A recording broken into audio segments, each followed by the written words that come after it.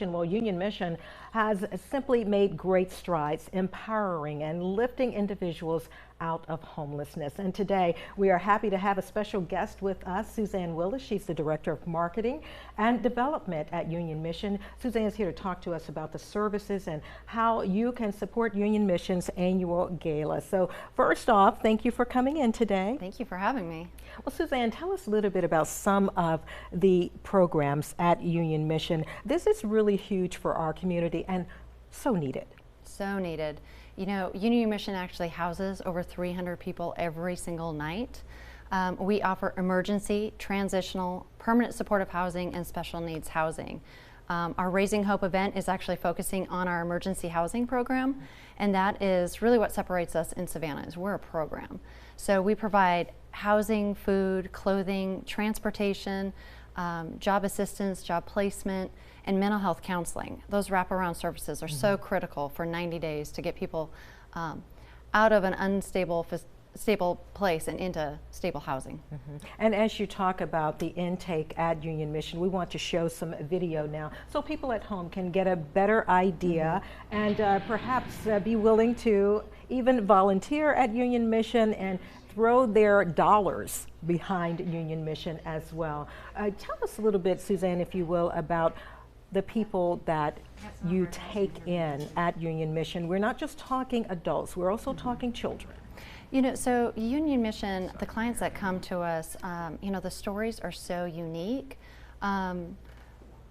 One, just with COVID, that really threw people off. People never expected to not be able to go into work. We had one gentleman in our Grace House facility. He cleaned commercial and residential facilities. He no longer could go into those places to do that because of COVID. He found himself in a difficult position. We have a grandmother right now at our Magdalene house.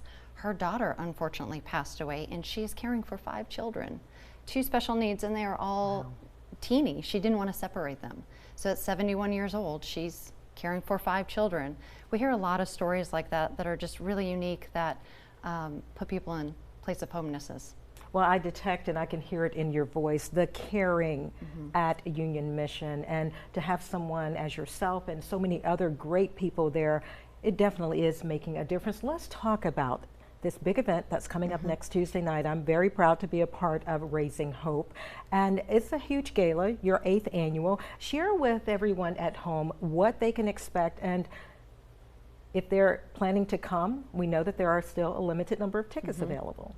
So this is our signature event, Raising Hope, that we do every year, and it's a great opportunity to share more about what Union Mission does in the community, but also highlight those client stories of success. And share what homelessness really looks like. There's a lot of stereotypes out there of what homelessness is, and we want to be able to kind of break through that and share more about what we do. It's a great event. We start off with a cocktail hour with Jeremy Davis and Equinox.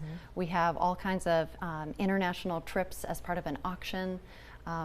Within our program itself, we'll highlight some of those videos of our clients, and then we're excited to feature our keynote speaker, David Ambrose, and he wrote a memoir of a book called A Place Called Home.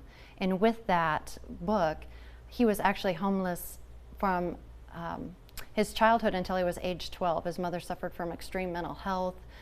He realized at age 12 he had to make a difference, that if he was going to continue living in the situation that he may die. He entered foster care at that point, but went on to a very successful career, works for Amazon right now, so we're excited to hear his story. Yeah, you just mentioned a few seconds ago that no one really knows what a person is going through, and certainly to hear what David has to say and his history, I think it's going to be very touching for the audience, and also help those who really do need the hope. Absolutely. I love his story because he takes I think he's going to take our audience from a place of empathy into action. And that's really what we want to do, is we want to know what can we do to make a difference with the homelessness in our community.